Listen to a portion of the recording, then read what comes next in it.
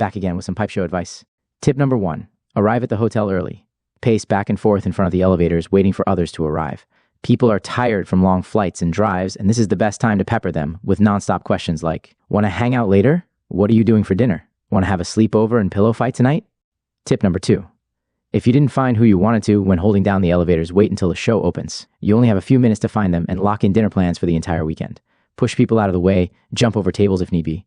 Plans get made quick, and you don't want to be the odd man out. Tip number 3, when walking by the La DC tables, make sure to praise them for buying Peterson, along with C&D. When walking by Scandinavian Tobacco Group tables, make sure to shame them for buying Mac Baren and Sutliff. Give them your best, how dare you, before storming off with any free samples they may be offering.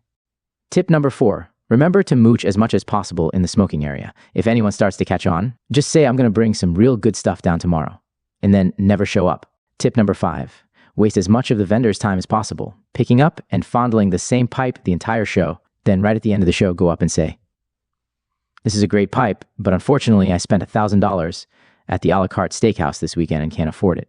Tip number 6, make sure after a long weekend spending your money everywhere but the showroom floor, you come home and make a video for YouTube. You don't need to explain to everyone that you came home empty-handed because you're a degenerate gambler or blew your wad at the steakhouse. Just blame it on the economy. People will believe you. That's all the advice I have for this time. But I do have some announcements direct from the YTPC upper echelon, along with a short video that they have provided. They wanted me to remind you that dime bags of Lane 1Q is not an acceptable offering. Neither is an old burned out Medico or a corncob pipe with no stem. They also made it clear that you shouldn't need reminding of your duty to them. It's been a pyramid from day one. You guys knew that when you joined. I guess there were some issues with the banquet dinner as well. From now on, members of the YTPC will line up in the hallway according to rank. They specifically told me to tell you. The peasants don't eat before the kings. They ended the memo with the phrase, long live the Roma Lucite 673.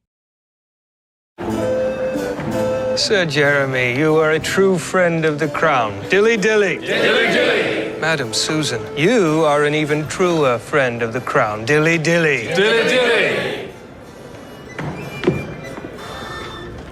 What is that?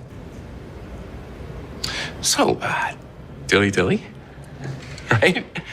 Please follow Sir Brad. He's going to give you a private tour of the pit of misery. I'm sorry, what?